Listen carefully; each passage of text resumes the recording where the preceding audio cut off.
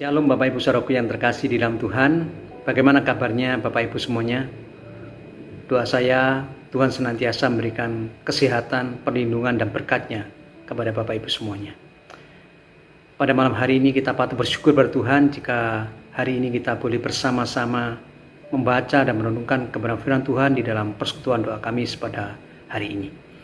Baiklah Bapak Ibu yang terkasih dalam Tuhan, sebelum kita membaca dan merenungkan kebenaran firman Tuhan, kita masuk di dalam doa. Sungguh kami ucap syukur padamu ya Tuhan, karena Engkau begitu baik pada kami di saat dunia sedang tidak ada kepastian. Namun Tuhan masih memberikan kesempatan kami untuk membaca dan merenungkan kebenaran firman Tuhan. Karena kami meyakini kebenaran firman Tuhan itulah yang akan memberikan kekuatan di dalam hidup kami. Kebenaran firman Tuhan itulah yang akan memberikan kepastian di dalam hidup kami. Tolonglah kami agar kami boleh memahami kebenaran firman Tuhan ini dan memberikan kekuatan dalam hidup kami. Di dalam nama Tuhan Yesus kami ucap syukur dan berdoa. Amin. Bapak Ibu Saudaraku yang terkasih di dalam Tuhan, pada malam hari ini kita akan bersama-sama merenungkan firman Tuhan dengan tema Nama Bapa, Anak, dan Roh Kudus. Teks firman Tuhan terdapat di dalam Matius 28 ayat yang ke-19. Matius 28 ayat yang ke-19. Saya akan bacakan bagian firman Tuhan ini. Baptislah mereka dalam nama Bapa dan Anak dan Roh Kudus. Baptislah mereka dalam nama Bapa dan Anak dan Roh Kudus. Bapak Ibu Saudaraku yang terkasih di dalam Tuhan, apabila kita memanggil nama seseorang yang dekat dengan kita atau memanggil nama seseorang yang akrab dengan kita, maka kita akan memanggil dengan nama panggilannya. Apabila kita memiliki kekasih, maka kita akan memanggil panggilan khusus bagi dia.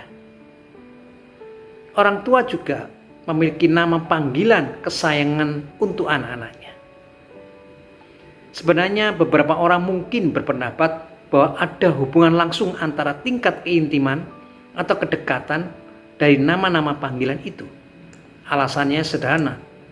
Kita mendefinisikan hubungan kita melalui nama panggilan kita masing-masing. Renungkanlah sejenak sebutan kata Allah. Arti nama Allah adalah suatu keberadaan yang agung yang melampaui manusia yang lemah. Kata itu sendiri tidak menunjuk secara jelas pada hubungan apapun kecuali kita menambahkan imbuhanku kepadanya, maka kata itu memiliki arti atau hubungan. Bagaimana dengan yang maha tinggi? Dalam Alkitab, frase ini sering dipakai oleh para penyembah berhala. Apa yang dimaksud kata ini adalah sebuah kualitas atau proporsi bahwa Allah kita berdiri lebih tinggi dari segala sesuatu yang lain. Tetapi frase ini tidak dengan sendirinya membawa kita kepada suatu persekutuan dan kedekatan. Bagaimana dengan Maha Kuasa? Frase ini juga menunjukkan perlindungan atau tempat berlindung. Seperti frase batu karang memberi arti sebuah tempat perlindungan di mana kita dapat mendirikan tenda kita dan tidak khawatir terhadap angin atau badai yang menerpa. Yahweh adalah sebuah ekspresi dari keberadaan Allah.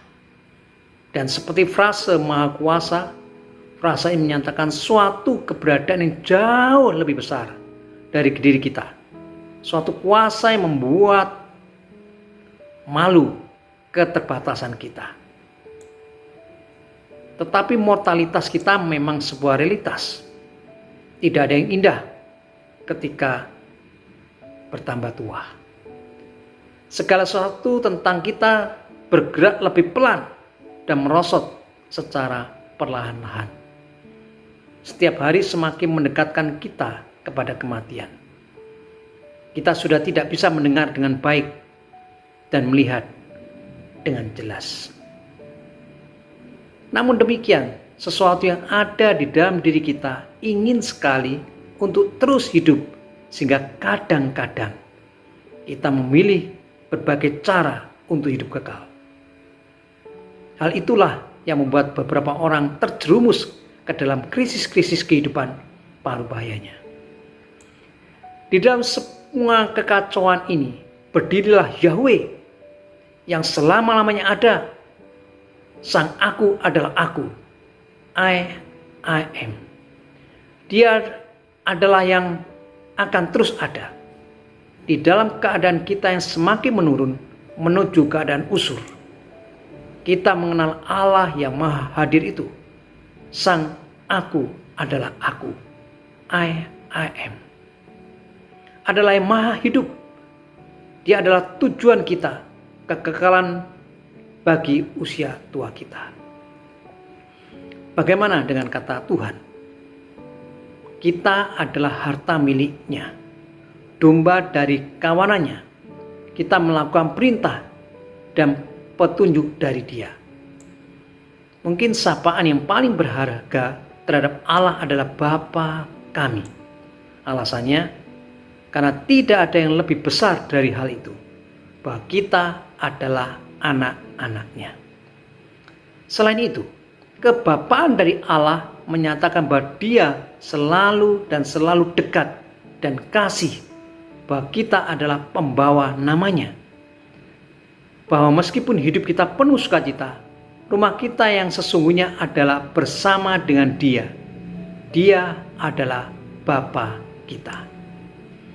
Tetapi lebih dari itu, jika kita mau berpikir tentang realitas Trinitas, kita dapat belajar lebih banyak tentang Allah dan hubungannya dengan kita. Dan apa yang dapat kita ketahui adalah hal itu. Allah sebagai Bapa bukanlah sekedar metafora atau perbandingan yang dengan tepat ditulis oleh orang penulis dari masa lalu. Tidak. Nama itu bukan sekedar sebuah usulan. Ini yang kita ketahui. Lama sebelum penciptaan, Sang Anak Yesus Kristus ada bersama dengan Bapa.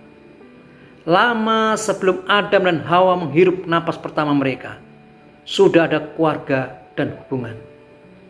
Konsep kita tentang hubungan orang tua, parenthood, berasal dari karakter Allah sendiri. Pada waktu Dia menciptakan kita menurut gambarnya, Dia memberi konsep tersebut, parenthood, kepada kita. Memberi kita keluarga karena Dia sudah tahu sebelumnya. Untuk mengenal Allah sebagai Bapa, bukan sekedar tebakan terhadap atribut-atributnya. Dia adalah seorang Bapa. Dia adalah Sang Bapa dan sudah seperti itu dari sebelum waktu dimulai. Dan inilah berkat dari keselamatan. Kita adalah anak-anaknya. Kita tidak sekedar mirip anak-anaknya. Kita adalah miliknya Dia. Itulah sukacita terbesar yang kita bawa sampai kekal. Bahwa Allah adalah Bapa, menyukakan jiwa kita dan memberi kekayaan yang melebihi apapun di dunia ini. Itulah kebenarannya. Amin. Mari Bapak Ibu Saudaraku yang terkasih dalam Tuhan, kita akan masuk dalam doa. Sekaligus kita akan mendoakan jemaat kita yang berulang tahun dalam bulan September ini. Mari kita berdoa. Bapa di dalam kerajaan surga, sungguh kami ucap syukur padamu jika hari ini kami boleh belajar kebenaran firman Tuhan.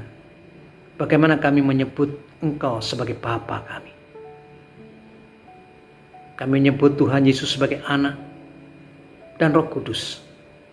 Biarlah ketika kami boleh menyebut Engkau sebagai sebutan Bapa, Anak dan Roh Kudus ini, membawa kami terjalin satu kedekatan dengan Engkau.